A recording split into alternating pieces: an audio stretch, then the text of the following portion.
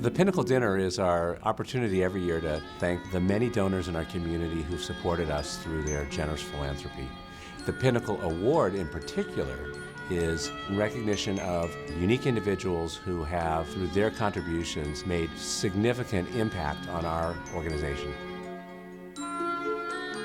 And this year we have 3 truly remarkable individuals and couples that we're recognizing through the Pinnacle Award.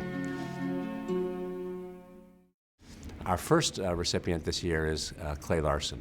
And Clay Larson is known, I think, probably to everyone who will be attending the Pinnacle Dinner this year. Clay's been an integral portion of our community's fabric for many, many years. He has always been a great supporter of the hospital and frankly of mine, and he has had a huge impact on our hospital.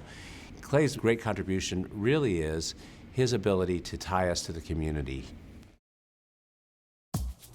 My father died when I was 11, and my mother had to find a job to support herself and my sister and I, but she had to find time doing other things. So she worked for years knitting mittens and stocking caps for needy children in Meadville, Pennsylvania.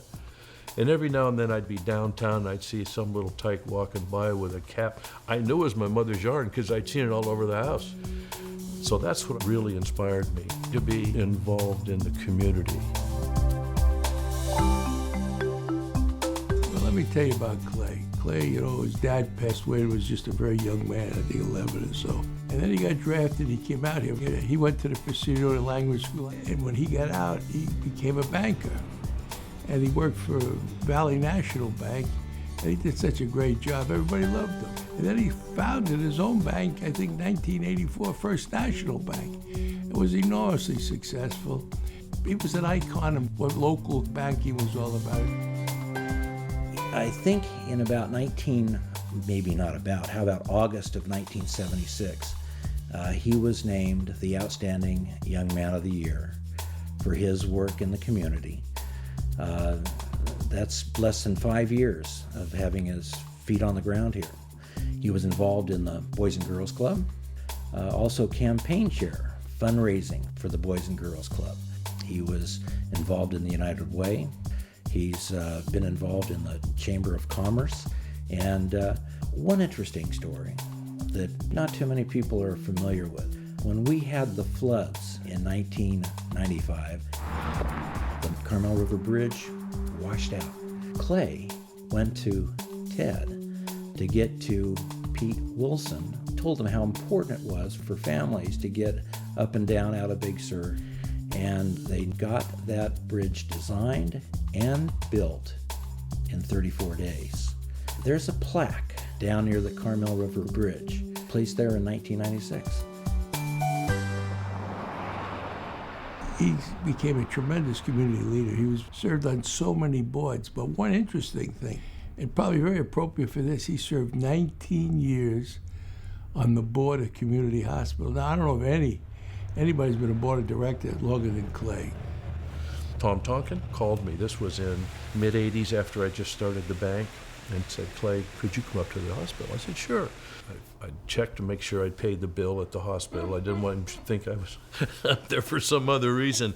But he asked me to be a member of the trustees.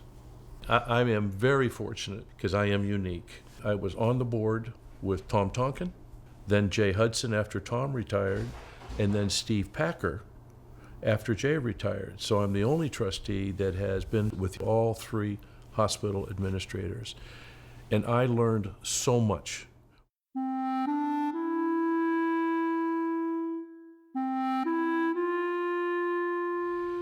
My mother passed away last year at 95, and she had been very, very active in the Meadville Hospital Auxiliary.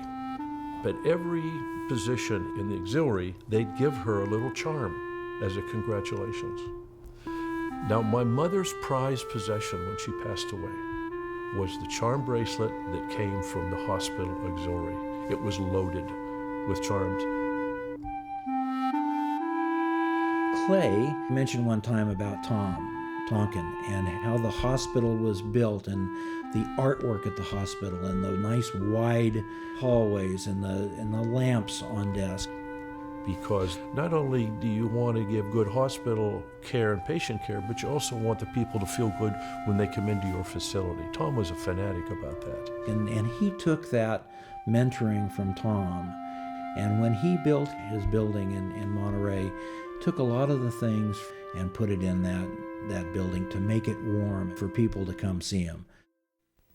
I remember as a kid, my mother grabbed me and we walked down to the local banker, and she was able to work out a loan arrangement so I could go to college. That's the memory I have of good banking service. There was that sort of personal relationship, and it's relationship banking and service that makes the difference. It's not our money, it's their money that they have with the bank, and we have to treat them like that. Special, very special. Ironically, it was the First National Bank in Meadville, Pennsylvania, and I'll never forget making the last payment on that loan.